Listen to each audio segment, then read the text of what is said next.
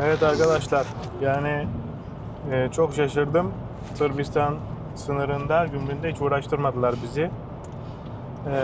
Yani nasıl desem, biraz geriliyordum çünkü illaki bir şeyler bulabiliyorlar. Instagram sayfalarına da onu Ah, yazmışlar. burası. Evet. Bir sonrakine gir artık, şimdi yayın Peki. yapıyoruz. Sırbistan'da fazla bekletmeler, işte rüşvet, ceza falan gibi. Bu güzelmiş aslında. Allah'tan polis şey yapmadı. Tabii şoför olarak da değiştik. Belki onun etkisi vardır büyük ihtimalle. Son dakika Valla Sırplar gayet güler yüzlü davrandı bana. evet. Bizden önceki tabii arabayı onlar biraz seçiyorlar. Bir de bence kız erkek olmasa, iki erkek olsak kontr garanti. Biraz deşerlerdi. Bir kız bir erkek daha böyle şey oluyor bunlar için. Tam hedef kitle değil. Ama sıkıntısız geçtik. Tabii daha önümüzde yolumuz uzun. O yüzden çok da şey konuşmamak lazım. Hırvatistan'dan çıkarken memur benim biraz Schengen vaktimi biraz parmak hesabı sayarak damgayı bastı. Evet. Dikkatliydi yani o konuda. Hayır, orada bana şey saçma geldi. Hayır. Günü geçmiş olsa basmayacak mı? Zaten Sırbistan'a geçiyorsun. Avrupa Birliği'nden devam etmiyorsun. Yani cezalı olarak bir damgası vardır büyük ihtimalle. Muhtemelen aynı damgayı basmıyorlardır. Olabilir. Evet. Ay yine bugün de güzel ay. Yani güzel bir geçiş oldu. Hoşuma gitti. O yüzden devamı böyle devam eder inşallah. Ama geçtiğimiz tabii ağzımızı ayrı açmak lazım her Evet. türlü ama geçtiğim en kolay gümrüklerden birisi oldu şu an. Ki buraya girmemek için Romanya'yı dolaşmayı istiyordum aslında ben. Evet. Sırbistan'dan geçmek yerine. Sen benim söylemlerimden mi yoksa kendinde mi duydun? Yok, ben de biliyordum. Yani üstelik bir de Sırbistan'dan sonra Bulgaristan'a tekrar Schengen bölgesine girmemiz gerekecekti. Ki öyle olacak. Bulgaristan sınırında benim sadece bir gün Schengen vize hakkım kaldı. O yüzden problem çıkartırlar mı diye endişe ediyorum aslında. Ama çok bariz bir şekilde Türkiye'ye gidiyoruz. Evet. O yüzden de problem olmaması lazım aslında ama... Ben de öyle düşünüyorum. Ne demişler? Ağzını ayrı aç. Evet. Yani acaba bugün Schengen'den yemeyeceği için Belgrad'da mı kalsak diye düşündük ilk etapta. Ama bu durumda Bulgaristan'ı daha hızlı muhtemelen, çünkü biz yine öğleden önce yola çıkamayacağız yani. Belli ki biz yapamıyoruz o işi. Öğleden sonra çıkıp Edirne'ye 12'den önce varmaya çalışmak biraz stresli olur diye düşündüğümden şu an 1.30 gösteriyor varış vaktimizi. Saat 8.40 şu anda.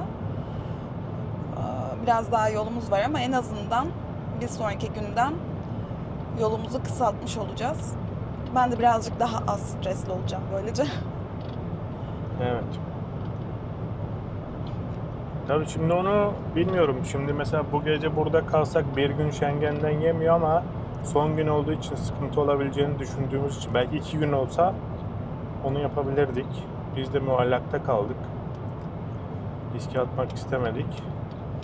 Bugün Schengen'den sayıldı. Yani çünkü çıkış gününü sayıyorlar Schengen'den. Evet.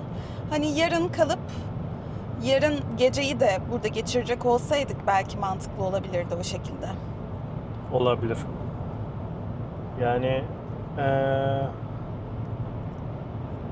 şimdi hava da güzel şansımıza. Geçenlerde bayağı yağmur dolu falan atmış buralarda. Sıla yolum sayfasında da Bulgar çıkış, Sırp giriş dönüş yolu. Bulgar çıkış çok uzun sürdü bilginize, Sırp daha iyiydi diyor. Dönüş yolu. 5 Ağustos. Construction reported ahead. Construction reported ahead. Evet. Şimdi Dün de hava karardıktan sonra değişmiştik. Bugün de öyle oldu. yalnız tabelalar sarıya döndü. Evet, sarı ve okuması birazcık daha güç oluyor benim için. Aynı zamanda astigmatım da var benim ama Evet. lenslerimde astigmat yok. O yüzden bazen algılamakta güçlük çekiyorum. Tamam, Sağdan daralan yol sanırım bu, değil mi? Evet. benzinlikte şey edebiliriz. Tamam. Az kalsın Görkem ilaçlarını atıyordu. İyi ki attırmamışım. İşte Bakmadılar bile. Xanax'tan bana sıkıntı çıkardıkları için geçen sene, o yüzden Bu sefer narkotik ilaç yoktu yanımızda. evet.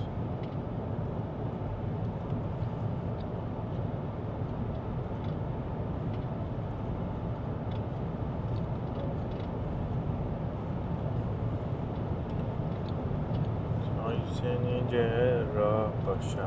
İnternette olmadığı için tabi benzinlik bakamıyoruz şu an. Ama tabelaları Yani tabelalar güzel takip edersek. yani Ama internet yok yani, yolculuklar nasıl nasıl yapılıyormuş? bu da çok ilginç hakikaten. Eski haritaya bakıyorsun, orada benzinlik var görünüyor, kapanmış falan. Ay korkunç. Speed camera ahead. Speed camera ahead. Tamam, 120 ile gidiyoruz, gayet uygun bir hız. Bu 130 olduğuna emin misin? Yani 130 yazıyor ama. Evet, tamam o zaman. Çünkü bugün orada yol çalışmaları olduğunda daha çok hız limiti düştüğünde bunda düşmedi. Arabanın şeyinde yazıyor. Çünkü şeyden oluyor direkt. Ondan şey ettim yani. Yani sağ taraftakinde 130 yazıyor. Sen bunu diyorsun. Evet. Bu değil. Yani bazen orada düşürmemişti. Onu Anladım. Bakalım. Evet, 130.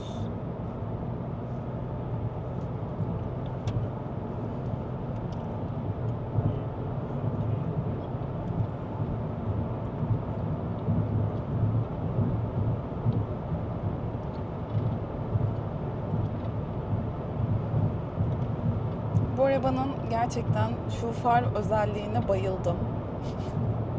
Evet. O güzel bir özellik. Corsa 2017'ye taktırabiliyor muyuz bu özelliği? O özellik büyük ihtimalle Corsa'da yoktur yani en fullünde de yoktur ama Tabii ki yok. ama şey olarak bilmiyorum, bazen arabaları modifiye ediyorlar, gençleştiriyorlar.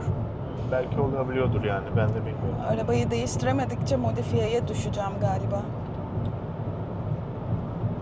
Böyle yapıyorlar ya bazen, mesela 2012 modeli 2019'a dönüştürüyorlar.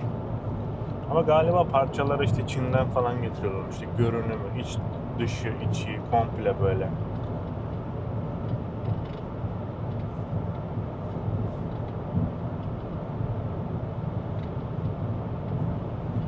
Şimdi parlak yapıyorlar dışına. Hı? Ondan yaptıralım bana.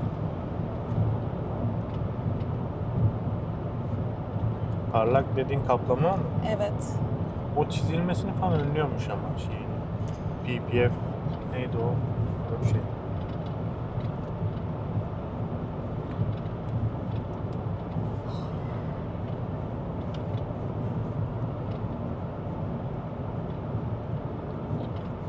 Hop.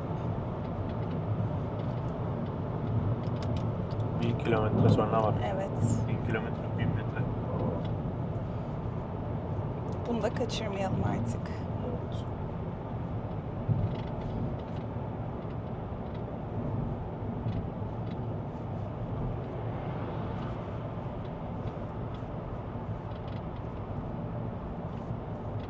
Evet. Bu arada arkada çok güzel gün batıyor. Tabii ben dikiz aynasından görüyorum. Evet.